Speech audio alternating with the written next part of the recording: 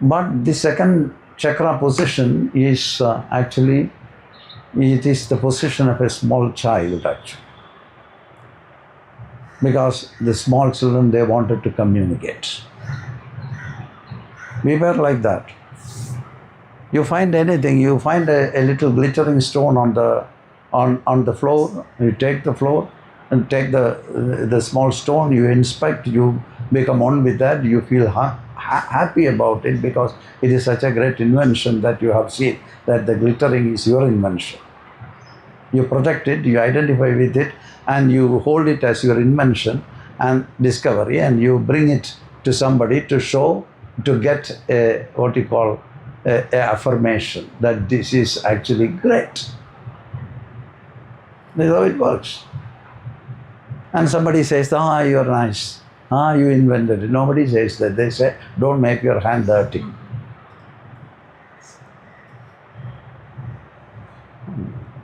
It's dirty. Unfortunately. See what happens. Losing everything. This is the training actually. There is no other way. This is the normal way of society. And so we are sitting on the top of all these kinds of experiences. And that experiences have put us in a position that we are not feeling freedom. We are not feeling free to do things. Even a discovery is a difficult thing. And when you discover something, why the child is going and showing this discovery to somebody else? With the intention for getting some appreciation. And we have this feeling of appreciation. You find something and you ask the person, somebody, look, how is it? Oh, it's dirty. Finished. This is what is happening, tragedy. We were brought up in this way, unfortunately. Like the mango which my son has drawn. From the school, the teacher asked him to draw a mango. All the children were given the task to make a picture of a mango. And he has made his mango. And all the children have done it. And then the mango, when he was showing to the teacher said that this is not mango. He got very shocked. The teacher said, this is not looking like mango. She has one mango in her mind. And mango was not, this was not the mango. And so she asked him to draw another mango. So he tried and struggled, and that was also not mango. I have not exaggerated the actual thing. In a very big school in Trivandrum. And then, so you draw the mango and bring it tomorrow. So he came home very sad, and he discussed this with me, because I draw the mango, I have seen the mango, it looks like mango. Even if it is a stone, you can see the mango in the stone. And then the second mango was also not mango. He lost all his interest of drawing. His creative teacher, the hour where they were doing this is the creative hour. The hour is called creative hour. And both the mangoes were not as creative as she was thinking. And then I went to the shop and I bought a mango. Lost all the creativity. I bought this mango and gave to him. And asked him to put it on the paper and asked to draw around with the pencil. And he drew the mango. It was a nice mango actually. Because original mango. He went to the school with this particular mango. It is Aaron. Aaron was their student. And then this, and that was also not mango. So he understood. He understood. And this is how we lose all the creativity. Creativity is one of the aspects of the second chakra. If it is trained in this way, you lose all your creativity. You become very mechanical, and that will not be also possible. I always seek appreciation from the society.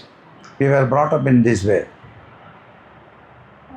And sometimes you get some appreciation, but your discoveries won't be appreciated. And it happens many times in our life, not always, many times. You lose all the interest, mood, creativity, spontaneity. You become very mechanical. This is the chakra of flexibility. The second chakra is the chakra of flexibility. When you are flexible, you can melt into anything. You are spreading from the individual of the first chakra into a melting being who can amalgamate with any society where he is placed.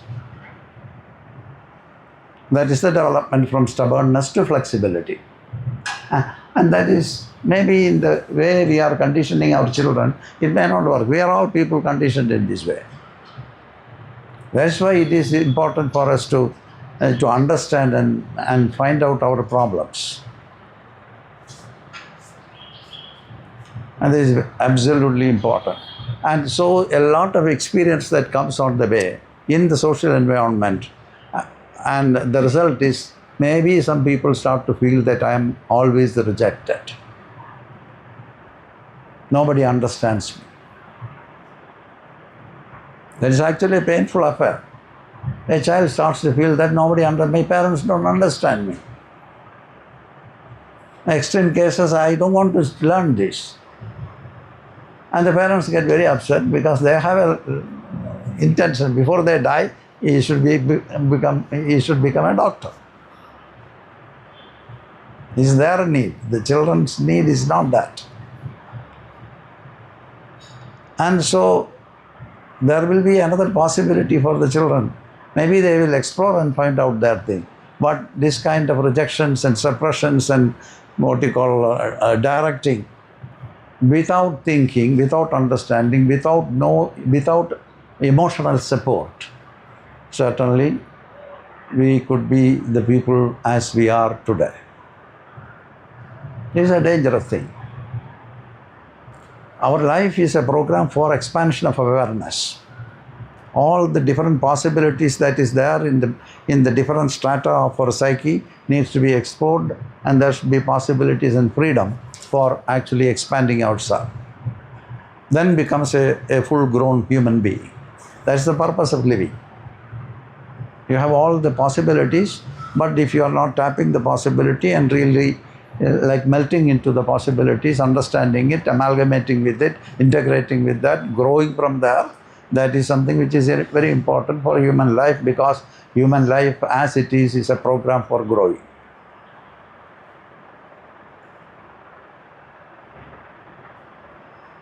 But that is not actually how it is going. So what happens when the children become teenagers? They reject you. They get a lot of tension, they cannot eat. Everything will be guided, directed. You started to reject people, everybody. They started to reject the mother, father, everybody, relatives, and only they like to be with the friends. There they start to feel some kind of freedom. But in a way it is good that you will start to explore further. What is the problem? What is my problem? How to deal with the problem, and how I can get out of the problem. So it leaves the room for a person to actually grow by proper understanding. But for that somebody has to guide them. Otherwise they get totally dejected, depressed, isolated, and then at the end of the day they started to feel worthless in a different sphere in the social level. I'm worthless. Then if a person starts to feel like that, actually dangerous. The danger is, a worthless person what to do? No point in living here. I can kill myself. Suicidal tendencies. So it's not a small thing. The suicidal tendencies are coming from the second chakra.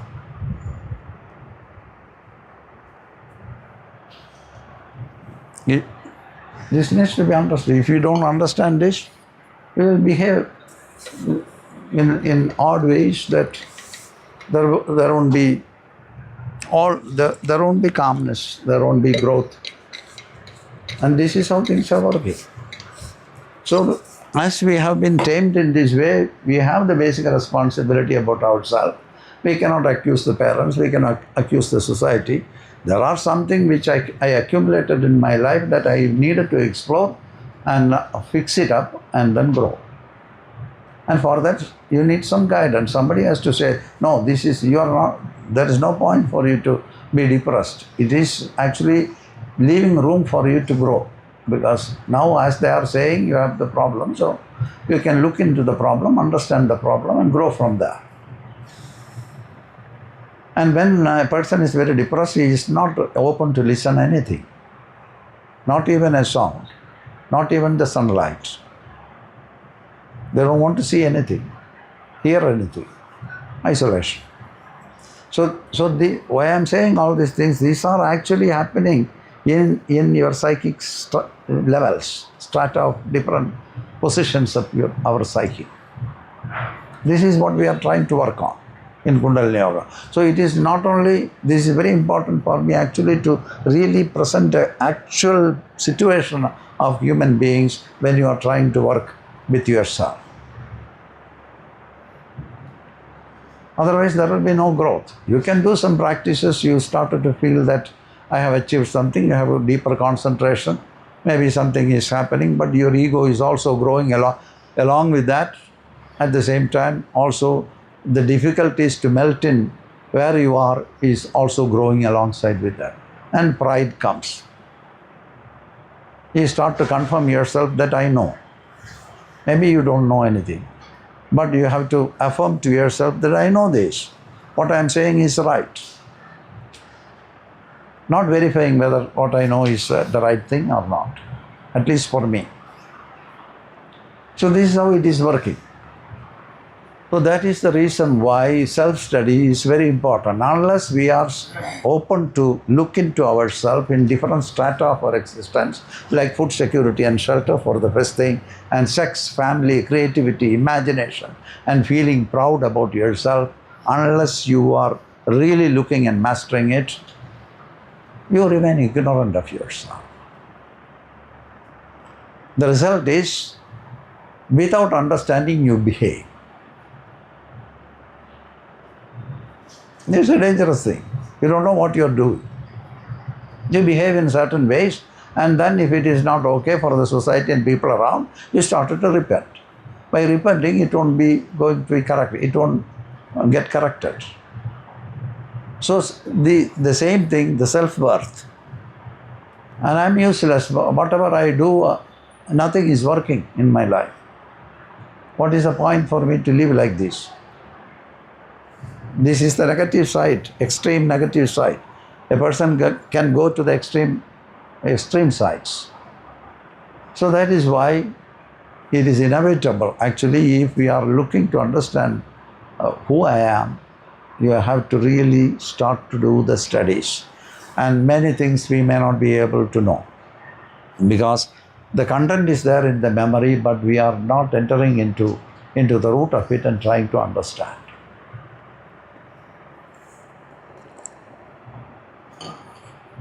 That is a study that we do in the second chakra.